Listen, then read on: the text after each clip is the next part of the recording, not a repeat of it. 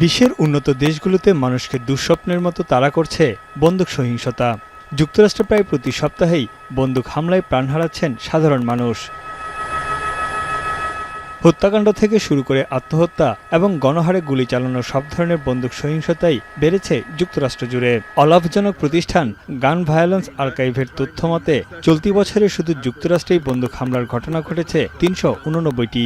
এতে প্রাণ হারিয়েছে ৩ শতাধিক এবং আহত ১৫০০-এর বেশি। সংস্থাটির দাবি, যুক্তরাষ্ট্রে বন্দুক হামলার সবচেয়ে খারাপ বছর ২০২১ সালে ৪৫টি অঙ্গরাজ্যে ৬৯০টি হামলার ঘটনা রেকর্ড করা হয়। সহিংসতার এই উত্থানের পেছনে বন্দুক আইনের শিথিলতাকে দায়ী করছেন বিশেষজ্ঞরা। মার্কিন জনগণের হাতে বন্দুকের সংখ্যাও বেড়েছে।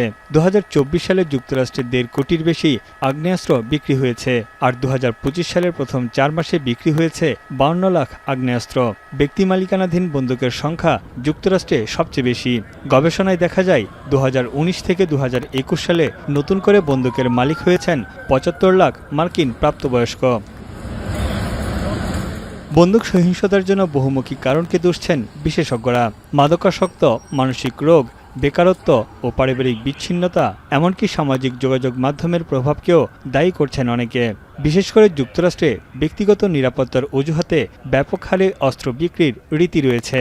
অনেকে হতাশ ও একাকিত্ব থেকেও সহিংসতায় জড়ায়। এছাড়া দেশের আইন শৃঙ্খলার অবনতি, বর্ণবাদ ও চরমপন্থী মতাদর্শের কারণেও বন্দুক হামলার ঘটনা বাড়ছে।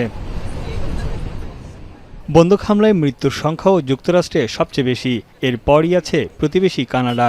অস্ট্রেলিয়া ও যুক্তরাজ্যেও বন্দুক হামলায় প্রাণহানি অন্যান্য দেশের তুলনায় উল্লেখযোগ্য হারে বেশি। জনসমাগম হয় এমন স্পটগুলোকেই সাধারণত হামলার জন্য বেছে নেয় বন্দুকধারীরা। সবচেয়ে বেশি হামলার ঘটনা ঘটেছে শিক্ষা প্রতিষ্ঠান ও কর্মক্ষেত্রে। এরপরই রয়েছে শপিং মল, রেস্তোরাঁ, নাইট ক্লাব, বাস ও রেল স্টেশন এবং বিভিন্ন সরকারি অফিস। বন্দুক আইন কঠোর করার বিষয়ে মার্কিন নাগরিকদের মধ্যেও রয়েছে ভিন্ন মত। ২০২৫ সালের নভেম্বরে গ্যালাপের জরিপ বলছে ৬০% মার্কিন জনগণ বন্দুক আইন নিয়ন্ত্রণের পক্ষে, ২৭% এর বিপক্ষে।